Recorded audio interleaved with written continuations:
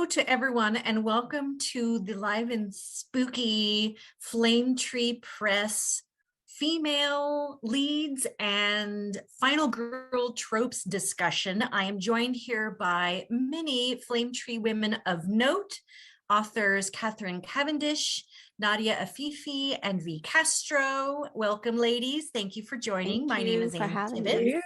Thank you. Let me give a brief overview of all of your credits, and then we're going to talk shop. So Catherine Cavendish, following a varied career in sales, advertising, and career guidance, British writer Catherine Cavendish is now a full-time author of a number of paranormal, ghostly, historic, and gothic horror novels, novellas, and short stories, including 3 novels with Flame Tree Press, the latest of which is In Darkness, Shadows Breathe. Her leading characters are frequently normal, everyday women to whom extraordinary things happen and happy endings don't generally occur. Not if I can help it. One after my own heart. Nadia Afifi is the author of The Sentient and numerous short science fiction short stories. She grew up in the Middle East, but currently calls Denver, Colorado home. She loves the outdoors, dogs, and a challenging jigsaw puzzle. Thank you for joining us, Nadia. Thank you. And V. Castro is V. Violet Castro is a Mexican-American writer originally from Texas, now residing in the UK. Her latest novel, The Queen of the Cicadas, was released in June 2021 with Flame Tree Press and earned starred reviews from Publishers Weekly, Booklist, Kirkus, and Library Journal. Her forthcoming short story collection, I'm going to pronounce Mestiza Blood. Did I do that right? Mestiza Blood, yeah, Mestiza Blood. That's good. All right. With the release of January 2022. Thank you for joining us, V. Castro. Thank you for having me. My name is Anne Tibbets. I'm the author of dystopian and post-apocalyptic fiction, and most recently, the space horror Screams from the Void from Flame Tree Press. I'm also a literary agent with Donald Moss Literary Agency, and I'm joining you from Southern California today. Ladies, let's talk. No. Always wanted to do that. I feel like I'm on a talk show. All right. So obviously we're here to talk about leading ladies and characters. Do you guys want to hit upon the leading ladies of your books and maybe some general, Catherine, it's in your bio. So obviously you like women who don't necessarily have happy endings. Yeah. Why do you suppose that you gravitate towards those type of narratives? Simply because I find them more interesting than ones that have got happy endings. And I suppose it's because I think writing about women who are facing challenges, difficult decisions, difficult challenges in their lives, it's something that just simply comes naturally to me. Like most people, I've had my ups and downs. And I also tend to write about, or tend to put something of myself frequently into the novels. So my latest book, for example, Nessa, I'll probably refer to her a few times as we're going along because she's particularly relevant to what I'm about. She's been through an awful loss, but then I give her far more to deal with because I like to throw in demons and supernatural events and things and shadows and darkness and things coming out and grabbing you when you least expect it. So it just appeals to me, and to have all that going on, and they all lived happily ever after. I don't think doesn't really feel realistic sometimes. No. All right, Nadia, what do you think? Is there a specific type of leading lady that draws you back time and time again in your narrative work? Yeah, I would say that I like strong female characters who don't necessarily follow the kind of conventional male action hero model of strong. Female characters who have to use other qualities like their empathy, their intelligence, their emotional intelligence in navigating the world in order to overcome an obstacle. In my book, I definitely follow that. Like my main character can't fire a gun or punch and kick her way out of a situation. So she has to use other kind of skills in her arsenal in order to, evade tough challenges. And I think that comes into play a lot in horror as well. Heroines can do a lot of running, but they have to do other things as well to survive. Very true. How about you, V? Yeah, well, actually, growing up, and I've said this in many interviews, I never saw any women lead roles that looked like me, that came from where I came from, had those experiences. So for me, this is a huge opportunity to show women of color, especially Latinas, especially Mexican Americans, what that experience is like, because it is unique.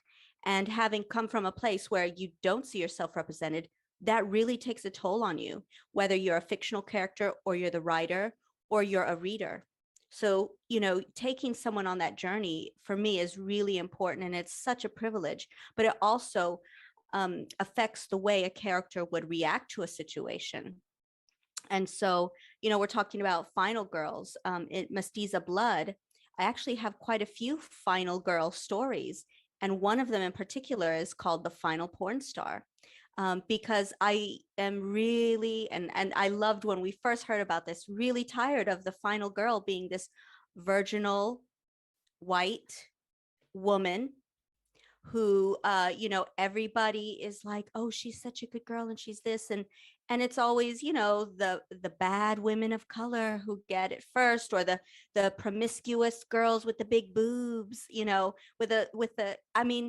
so I'm kind of like, okay, we're going to go there. Let's go there. So a lot of my stories, I wanted to really embrace what it means to be a woman of color in all walks of life. You going back to the point that you made about the whole virginal thing. I remember in the movie, when the movie Scream first came out, there's that guy who is in there who's basically telling the rules. We're in a horror movie. You can't have sex because then you're going to die. I love that. You can't go. And it's like a self-awareness that happens now. I think the audiences and the readers for horror are much more advanced than they were before. So it's always so wonderful to me when you see something that kind of turns the narrative on its ass, if you'll forgive the term, but to kind of bring me something different and new that isn't so stereotypical, and absolutely obviously bringing points of view in that we never seen before or haven't seen as often enough before. All of those things, yes, and above. And I actually do, Nadia, I had in my notes down here making the point about how the women have to be masculine in order to succeed and live. Like they're only ones who can fight back. And it's great to see a woman character use her brains or other aspects of her personality that aren't necessarily deemed as masculine in order to survive. So I totally feel on that too. Are there female leads other than your own that are your favorites? Like ones you either grew up with or ones that you particularly gravitate for? Like my favorite for myself would be like Éowyn from Lord of the Rings. She's like, I am no man, and she pulls the helmet off, and then yes, love that line, makes me cry every time. Like obviously I write space horror, so Ripley from Aliens. Vasquez for me, was really huge, because it was like, oh my God, of course she dies, and you're like, damn. But I mean, but for me, Vasquez was huge in Alien because she's also a Latina, and there are a lot of lines in there that you're like, about illegal immigration and on her, having the quote in Spanish. So there were, even though the actress was not Latina, it didn't matter. Italian, right? No, I think she's Jewish. But I was like, you know what? I'll take it. I loved it. It meant a lot to me to see that. Really. I love Ripley as well. I think there was something about, I think when Alien and Aliens were made, and there was a bit of a difference between years-wise between the first and the second film, but it was really unusual for a female to be given that kind of gutsy, ballsy part that Sigourney Weaver got. And I think what I particularly love about Ripley is that she is she's more than a little bit masculine in the way that she fights and everything else, but put that to one side, she's also got a soft heart. She loves cats. Now, anybody who loves cats is great as far as I'm concerned. She looks after Jonesy. Jonesy goes into stasis with her. Absolutely fabulous. She can do no wrong in my eyes, Ripley. And then, of course, you get in Aliens that fabulous scene where she takes on the Queen Xenomorph. And there's Ripley in all this sort of gear, this armor and weapons and all the rest of it. She's more than a match for the xenomorph. And there's the little girl, and there's that queen xenomorph, that vicious, absolutely awful alien, all your nightmares rolled into one. And Ripley goes, "Get away from her, you bitch!" and goes right in. I thought, yeah, Ripley. So I love Ripley, I have to say. And I have some inside information about aliens if you're curious. So, because I was obsessed with it for a while. So the part was written for a man, and they didn't change anything when they cast Sigourney Weaver. Like, that's a man's role, and she just played it that way. Great. She did an amazing job. And in Aliens 2, there was a scene that they ended up cutting where she finds out that her daughter grew up and old and gray because she was in stasis for like 100 years and then became back alive. And her daughter basically grew up as an orphan because she was by herself and she missed it, which is why Ripley was so kind of set on saving Newt that whole time, because of her motherly instinct, and then to go up against another mother who is the mother. So it's like they really played into it, tried to be a little bit more on the thematic themes the second time around versus the first one where she was just kind of kick-ass and badass. But yes, Ripley all the way home. Yeah. Nadia, do you have a favorite? Sorry. Yeah, I'm a product of the 90s. That's when I grew up. So I always liked Buffy the Vampire Slayer. Very kind of kick-ass heroine, has to kill the vampires, but also has those feminine elements. She tried to make cheerleading practice. She had a good friend network. She had relationships throughout the series. And there was a little bit of that problematic thing where she lost her virginity and then she got kind of quote unquote punished for it afterwards. But the story kind of evolved after that. So I love that part of it. V? Yeah. Other than Vasquez, you mentioned Vasquez, you got another one? Yeah. God, there's so many. I could go. So I actually am a huge Hellraiser fan. And even though she is, the, virginal kind of girl, I still just love, she goes in there. She's quite young. I mean, and the Cenobites, what would you do with, and she takes she takes the box and she goes for it. She does not, and she keeps going. And I do love, I have to say, I'm a huge Hellraiser fan. And I like how, even though it is a bit stereotypical with the final girl trope, I still can't get enough of the film. And I still think she's great in that role. Kind of, same with like Nightmare on Elm Street. I mean, you grow up with these iconic characters. And I think Phoebe Cates in Gremlins, actually, because she gives this whole monologue about like her, Christmas and being sad, but then she's in all of them. And I love how Phoebe Cates is in Gremlins. And I consider her kind of a lead final girlish, because I mean, she could have easily been like, killed, but yeah. Well, all right, Gremlins is a favorite one. That, No, a lot of people wouldn't say that, but I really think how they take Phoebe Cates, how she played that role was great. Well, it's like a subgenre of like the comedy horror, right? Yeah. So I would say like Gremlins kind of falls into that, where it's kind of funny, but it's also kind of hilarious as well. There's a UK zombie movie that I can't remember the name of that's kind of like that. That's Shaun of the Dead. Shaun of the Dead. Yes, thank It's you. one of my very much. favorite. Yeah, Love it. yeah. So and this is one of the questions I had that I wanted to ask y'all was, are there female characters that aren't necessarily leads that are favorites? So you had mentioned Vasquez from Alien, so I think she falls into this category, who got a bum rap that if we had been writing it, it might have ended slightly differently. Yeah. Just something that you would like to, I don't know, fan fiction about later. I'm going to volunteer mine first. And for me, it was in Scream, the Rose McGowan character, Tatum. Okay. The guy corners her and she's like in the garage and she's actually doing really well. She's like kicking his ass. She is holding her own. She's about to escape and she crawls through a doggy door that's in the amazing. garage and then gets kind of stuck. And then he just pops a button and then the garage door just opens and then she ends up getting crushed at the top of the garage door, which always felt like that was so kind of rude, because honestly, she was doing so well. And to have that kind of ending that just seems so unfitting, that one, and Buffy the Vampire Slayer. There's a couple I have in there, friends of mine, but not friends, but girls that I felt like kind of got a bum rap. But I'm curious as to if you have any that you wish had gotten a better send off. Cassie Thorne in The Omen. Mm. Remember Remind me what happened to her? Right. Well, Robert and Cassie Thorne were the parents of what turned out to be the Antichrist, Damien. They were the human sort of parents.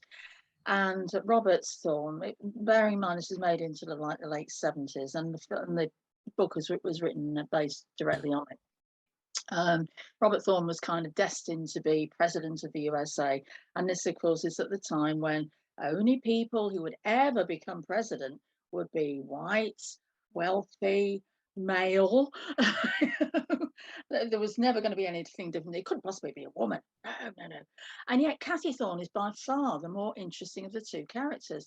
Robert Thorne is sort of stodgy, and he carries on with Damien, and he can't make up his mind whether he's going to kill this Antichrist child, or if he's going to keep, if he can't have anything to do with the murder of him. Cassie Thorne, on the other hand, she goes through hell for this child. This child beats her up, pulls her hair out, does also chucks her off the banister. She ends up in hospital with her arm all plastered up, and then to cap it all, about 3/4 of the way, a bit more that through the film and the book, Miss Blaylock, the evil nanny, chucks her out of a hospital window. But just before she does that, she goes, "You look so beautiful. Give us a kiss," and then tosses her out of the window. And then we have the rest of the book with Robert Thorne, this stayed stodgy. Oh, shall I kill him? Shall I not kill him? Is the answer no? He's just a child. I can't have anything to do with it. And he ends up dying in the end. Anyway, I'm not giving anything away when I say that. Everybody knows what happens to him in the end. But sounds like it serves him right. It serves him. Quite honestly, if this was being written now, Cassie Thorne would be Robert Thorne, and vice versa, and Robert would have been out the window, in my opinion. I approve. So I think so I was just looking up the names because I've been writing nonstop. I haven't been watching any films lately because I'm just like in that deadline zone. But I would love a film of the woman in Poltergeist. Yes. Sorry, go. Yes, I totally agree. Want a movie just about her and her life story. When did she first start channeling and helping people? And, she's so powerful. She walks in and she's looking around and, screaming, and she's like, but she's tiny. And I would love a film with just her. And she doesn't really have a bad rap, but she really could have her own film. She could have easily. And when she's sitting there, she's staring here, this house is clean. Yeah. She could really, you could show her from a child up to, and like all of these different parts of her life, and she could carry it off. That would be an amazing film, actually. So I that's always stuck with me. She's an amazing character that they could have explored a bit more. Yeah, you're right about that, for sure. Yeah. Nadia? This is kind of a cop-out answer, but kind of all of the non-final girls tend to be more interesting to me than the final girl, kind of because they're allowed to be, they get to be a little edgier, they get to make mistakes. I just finished watching American Horror Story 1984. I think it's the latest season of American Horror Story, and kind of like Scream, it was very self-aware about the tropes of final girls. There's even an episode called Final Girl, but they make the comment about how the woman of color usually is not allowed to survive. Kind of the promiscuous cheerleader character isn't allowed to survive either. But one of the side characters there was sort of the aggressive, catty cheerleader stereotype. And she had a moment where she said, where's my sympathy? Do I not get it because I'm allowed to act on my emotions and all of that? So yeah, I clicked with that. I haven't seen American Horror Story. I'm one of those odd people. I can watch it in droves a little bit at a time, but it seems like the horror TV shows, because it's one after another, it's almost too much. Like I watched a little bit of Walking Dead and I couldn't, I had nightmares. Couldn't do it. So Walking Dead is intense, and there's a couple of seasons of American Horror Story that'll keep you up at night. Yeah, not as a pass. So I felt really. Oh, sorry. Go ahead. No. Go ahead, please. I was going to say. So has everybody seen From Dusk Till Dawn? Yes. the Yes. film. So, you know, Salma Hayek's character, right? The Mhm. vampire. Then they turned Dusk Till Dawn to a series, a TV series, and they've Yes. taken her character and really fleshed her out. And Isa Gonzalez does an amazing job, I think, because then you understand, like, oh, who's really the villain? And I love doing that also in my books, is like taking these women who are villains, but are they really? Or is it who's telling the story? Mhm. Well, isn't that the concept of Wicked, right? The Wicked Witch of the West, it's her side of the story. Like, I know there's going to be a Medusa story here somewhere at some point going on about the fact that she was basically just trying to survive. She was cursed because a guy, you know, raped her, and then the wife ended up cursing her as revenge against her. And anyway, I'm waiting for that one. I'm waiting. There's got to be a Medusa book coming out here soon, I hope. I will write Because it. honestly, that's If a I great had, if I had time. yeah, really, just add it to the list of the ideas that you've got that you don't have time in order to write. Yeah. But yeah, so that leads into one of my other questions was variations. We kind of touched a little bit on this already, so we'll brush up against it, of variations of the female trope of final girls or whatever that we would like to see. And or I'll parlay this into another question, is what are some mashups that you would like to see of different characters? I just gave mine, which would be Medusa in modern day Medusa, curse type of thing. But we'll just throw out some plot bunnies and come up with some ideas of where the final girl trope and female leads can go in the future. Anyone want to brush off on? Go for you know, it. like I said earlier in Mestiza Blood, I have the final porn star, and then I have a lot of women who are. I have another story, folk tale. Both of them, the final porn star has La Lechuza, which is a Mexican folk tale, and we have, you know, a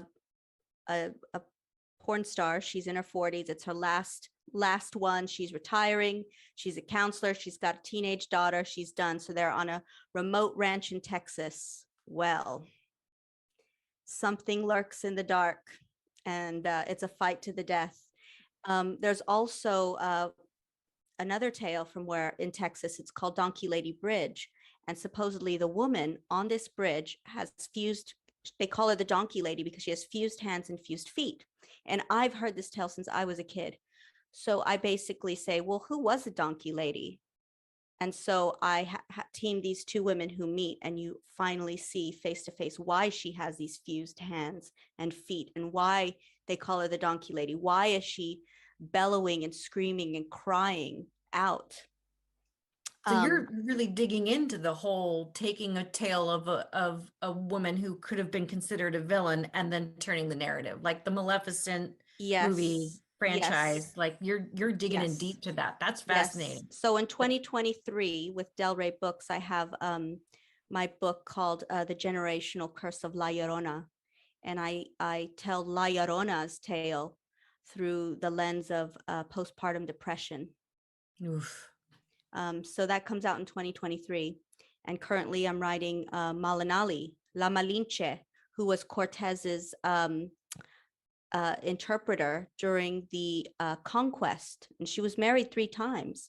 And they call her a traitor. And how could you do this? How can you? It's survival. Yeah. So for me, I love this topic. For me, it's just like more. I write, that's like what I write. I just like, I love it because honestly, I feel like that, you know, how I look and how, you know, I've been treated and the things that have been assumed about me all my life. So for me to have the opportunity and the real privilege to write these narratives, you know, I'm not going to let it go to waste. And I want to tell these women's tales because they're not here to speak. Fabulous. There's the old expression, like, for behind every man, there's a strong woman. Well, I think behind every villainess, there's personal trauma. So yeah. So Totally. Sorry, Yeah. I took up all that time. No, it's Dominated all the right. question. Let's, Nadia, you've got anything to add about anything you want to see in the future, twists? Yeah, I think another variation I would like to see are final girls and more female leads who are kind of older and in later stages in life. You know, like there's the trope, it's always, you know, an 18-year-old and, you know, life goes on beyond high school and college. So, And the menopause. Yes.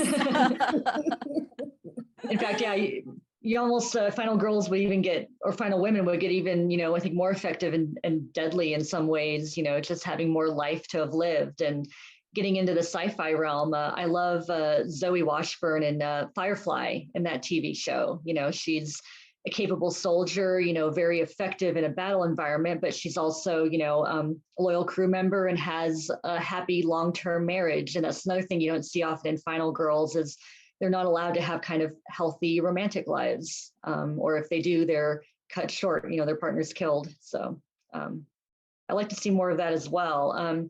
For mashups, I mean, this is a weird one, so stay with me on this, but Lilu from The Fifth Element and Starbuck from Battlestar Galactica. I think that combination of... Ooh, Lilu, I love that. Yeah, I love Lilu. You know, she's powerful and she fragile. Is.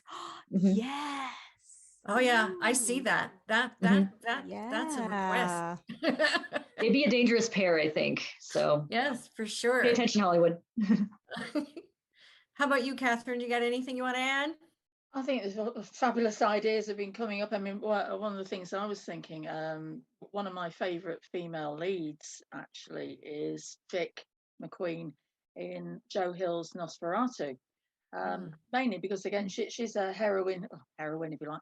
She's a lead character who is the absolute antithesis of what traditionally you would expect a female lead character to be in perhaps almost any other genre apart from horror. And that is that she's this rebel, she's tattooed. I mean, they sanitized her a lot for the TV version, but in the book, she's tattoos everywhere. She wears all the wrong clothes. She's, you know, just wrong side of the tracks, rough girl. But she also, she has a pretty tough life. But she also has a very kind heart. And she, of course, is the one that is taking on Charlie Manx, who's this evil, nasty man who's stealing children and under false pretense and all sorts of things. And she has special powers, and she's really happy to take him on, and she does it, and she'll stop at nothing, risking her life, limb, soul, and everything else. But see how it turns out, but it's not great. So Vic McQueen, I love her. Ellen Ripley, who we mentioned. So there's something going on behind Nadia just there. I just saw someone crawl on the floor. Lovely. That was really creepy, actually. That's right. Yeah. You know what? Speaking of this, it's like, you know, the guy in the back of the car seat and like people blinking the lights and the girl's driving like, what's happening? And the guys in the car. Absolutely fabulous. Now you see that person should definitely get a credit in the titles for this. Anyway, Ripley and Vic McQueen together taking on Charlie Manx in a sequel to Nosferatu. Joe Hill, are you listening? This would work. I mean, you'd have Ripley in the spaceship with all her gear on, and don't forget Jonesy and Newt the cats, and you would have Vic McQueen on a motorbike, able to cross from one time zone and place to another through the shorter way, all taking on this evil, nasty creature. He'd have no chance, would he? He'd have absolutely no chance. And then, of course, that could start off a whole load of other adventures, and who knows where that might end. Yeah, no, I totally agree. That's a great way to think about it. I always personally wanted to see, like, if you took Buffy the Vampire Slayer and put her in True Blood, like. Yes. Yeah. I wrote it. Did you? It's a book called Maria the Wanted. It was the first book I ever published, self-published. No one would touch it. And this was 2016. No one would touch it. You're ahead of your time then, is the way nobody would touch it. And now it's with my agent, so. And she's Latina. Even better. In the border. Absolutely. All right, we've been talking a lot about TV and film. Does anyone have any female lead books that come to mind? I know it's there's always so much easier to talk TV film because there's less of them and we've all seen more of them. And Yeah. books tend to be, there's There's so many.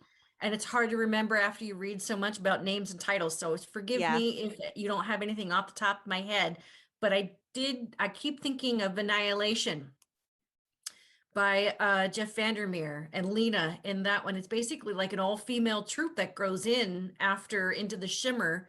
So that was initially a book first, which I think is worth a good read. And then there's a couple of thrillers out there. One actually called Final Girls by Riley Sager, and then the Final Girls Support Group by Grady Hendrix.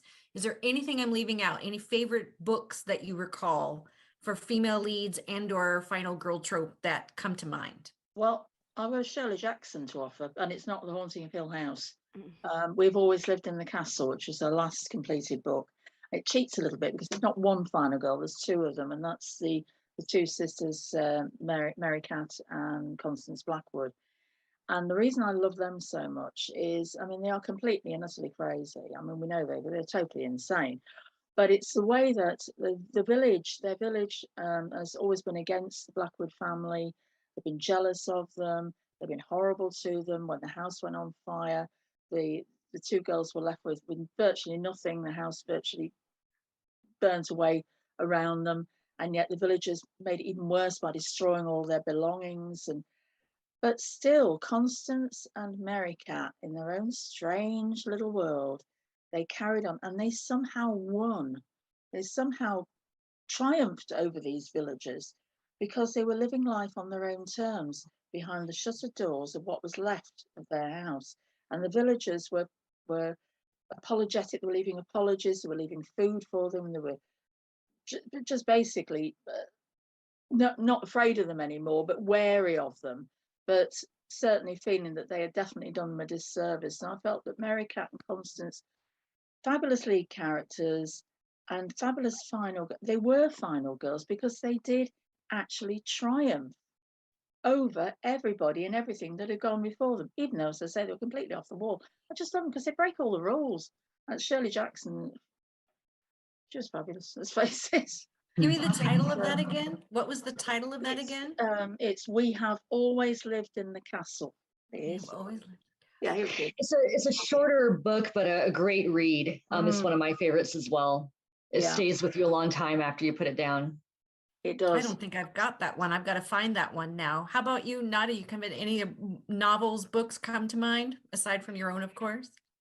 Only one I can think of off the top of my head is Gideon the Ninth, which is a wild mashup of sci-fi and fantasy and horror. But I mean, that literally has a number of kind of houses in the space realm kind of sort of competing for this title, and characters getting eliminated off. And there is a final girl, and I can't say who it is without giving away a big ending to the novel, but I would recommend that one. And it's a physically beautiful book too. The whole thing is black. Like even the binding is black. The pages are black. It's a gorgeous physically looking book. I read it on ebook and I'm kicking myself for it now. Yeah, that was the one I sprung for the hardcover on that one because I was like, that's too pretty. I need to look at that. I've got Hair of the Ninth on my bookshelf, so I'll have to get into that one. Violet, do you have anything you can think of in terms of books that come to mind? Oh, I've been reading so much nonfiction now for my own writing. But what I want to do is shout out to some women in indie horror that are excellent writers of women. So Haley Piper, Sonora Taylor, Gwendolyn Keast, Laurel Hightower, Jessica Guest did a really good Final Girl novella called Cirque Berserk. This is where I'm like, you know all these people, and then you're like, I don't know one. So, yeah. But I just want to these are a few authors, definitely, I've rattled them off. Go have a look at what they've written, and you want strong women, and you want female characters.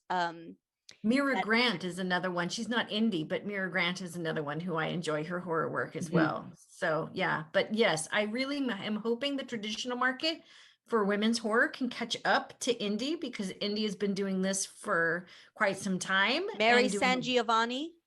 okay, another good one. All been doing a fabulous job in indie, and I'm hoping the traditional market catches up to that as well. Obviously, with us being here, I'm hoping that that's indication that that's true. So, Yeah, absolutely. okay.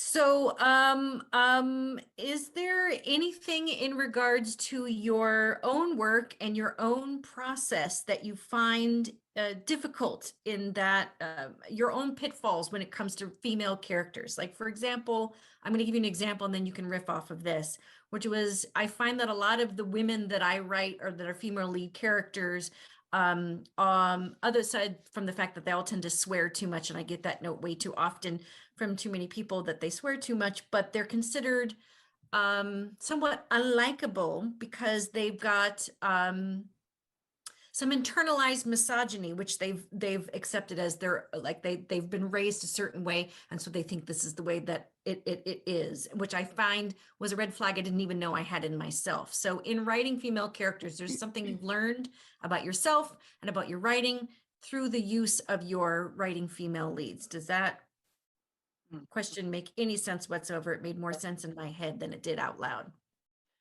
Yeah, it certainly makes a lot of sense. Okay. So I'm concerned.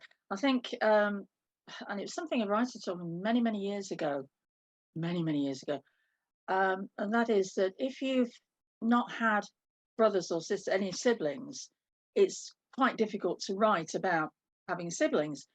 And that is really true. I mean, whenever I try and write a character that's got a brother or a sister, it frequently doesn't work. I mean, I've worked really hard on making it work, and of course I get feedback from trusted beta readers and so on to make sure that it does.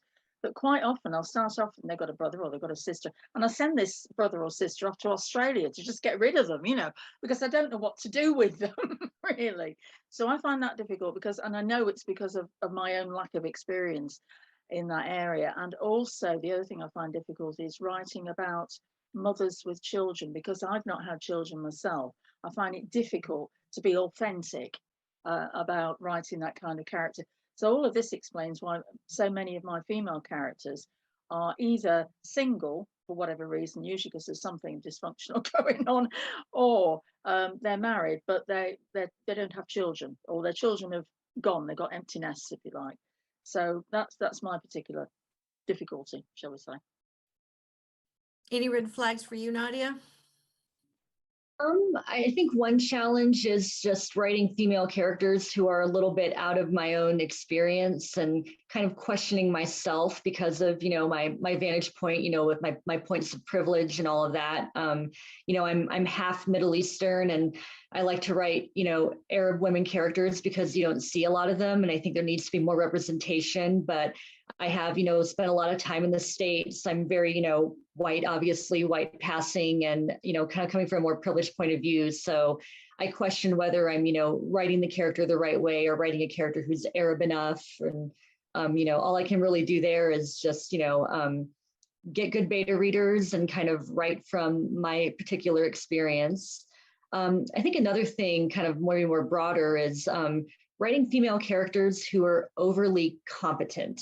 And kind of always poised and in control. And I think when you have a lead character, you want them to be capable and you need them to navigate problems. But I'm working on the sequel now to The Sentient, and my character is going to slip up and make some big mistakes and question her own judgment and maybe make some really serious calculated mistakes that kind of blow up in her face, because it's the second book in a trilogy and you've got to have that happen. You got to have all those setbacks, and it can be challenging to do that. I think when you write a strong female character, you have to always equate that in your mind to capable and competent, but they need to be allowed to have flaws and to mess up and have to get back on their feet again. They should, but readers aren't necessarily always forgiving as women as much when they make mistakes and that sort of thing. So absolutely, yeah, it can be very frustrating. Do you have anything to add, V? Yeah, I think Nadia was hit another point. Like for me, I really struggle to write a white main character, like in my point of view, and kind of get in those shoes, because I'm always like, well, wait a minute. And I always want to kind of just make these points. And I not, and sometimes I don't need to always make a point. So I wrote a short story recently for a Halloween anthology, and it was called Marigolds for Flesh. And it was basically a Dia de los Muertos story. And just, there was no point, just this creature that happens to be a female. And, you know, the marigold, she jumps into a pit of marigolds, which are very important in Dia de los Muertos, and becomes this other thing. So it's just kind of a beautiful terror story, story of terror. But I would struggle to write a character like, say, Vickers in Prometheus. You know, it would niggle me a bit, where it's like, well, I want to show what it's like to, because I feel like there's not a lot of that, and I almost feel a responsibility almost to always say, let me make a point, whereas I don't always have to. No, and I don't feel men, this is a generalization, but I don't necessarily feel that men authors are burdened with the importance of their own sex as they're writing. Like, we have to prove ourselves. Yeah, I feel in order to have occupy the exact same space that they're occupying. So on that lovely happy note, I want to thank you all for joining us here today. Thank you. And for your wonderful and kind things. So quickly, before we sign off, let's give the latest books that just came out. Nadia, you have The Sentient, and anything else you would like to plug today while I've got you on camera? Well, the sequel is still hard at work, and I'm turning it into my editor tomorrow. So that's exciting. Also, my short fiction is appearing in a couple anthologies that are coming out. So the latest one is The Year's Best Science Fiction Volume 2. So check that out. Congratulations. Yay. Very well. Catherine, what are you working on, or what do you have coming out soon? Well, from Flame Tree, I have a new one coming out next year. That'll be Dark Observation, set in World War II. And there's some sort of Nazi occult stuff going on in there as well. So it's creepy. And Churchill's in there as well. I've also got a short fiction, series of 3 short fiction collections coming out with another publisher, and that's Silver Shamrock. They're coming out next year as well. So, and currently I'm working on a story which is based in the 1920s and features a particularly nasty haunted house. Ooh. I'm a sucker for a haunted house, I tell you. But you've got so much going on, and I can't believe you've got, Catherine, no, it was Nadia. You've got a deadline tomorrow and you're here today. Like, you get a special trophy for that. I don't think I would be coherent if that were the case. So hanging on by a thread for that. Yeah. Are you on, Violet, are you on a deadline as well? I just need to, before I get edits back from a few other projects, I want to finish this Malinali book. But, you know, the Queen of the Cicadas, guys, let's keep the ball rolling, the momentum going. I would absolutely love for you guys to pick it up. Please leave reviews on Amazon, Goodreads, share. It all helps. It really, really does. And we still have 3 days of Hispanic Heritage Month to go. So, and you can pre-order Mestiza Blood, which is out January next year. So that is ready to go. Get your copy. So yeah, those are the 2 that I'm like, come on, guys. And both are with Flame Tree Press. And I've got it's standing back there in the corner. It's a Scream from the Void, which is if you're a big fan of the Alien franchise and love a good scary space horror with a little bit of feminism thrown in there just for fun and good measure, that Screams from the Void. And once again, I'm Anne Tibbets. So thank you very much again. Have a wonderful and rest of your afternoon or day or evening, depending on where you are. Good luck with your deadline, Nadia. You're going to be on my mind now. And I hope you all have a pleasant and wonderful, spooky and happy Halloween season. Yes, happy Halloween, Happy everyone. Halloween. Halloween. Happy Halloween. Bye. Thank you. Thank you. Thanks, Sam.